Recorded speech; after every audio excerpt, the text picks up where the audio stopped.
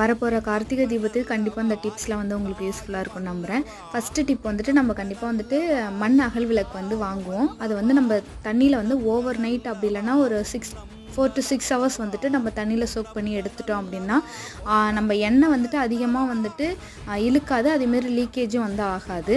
Second tip வந்துட்டு மண் விளக்குக்கு அடியில் வந்துட்டு நெயில் பாலிஷ் போடுறதுனால லீக்கேஜ் வந்து இருக்காது, தரையில் வந்து எண்ணெய் படியாது, எண்ணெய் பிசுக்கு வந்து எதுவுமே இருக்காது. இது வந்துட்டு ப்ரிவென்ட் பண்ணும்.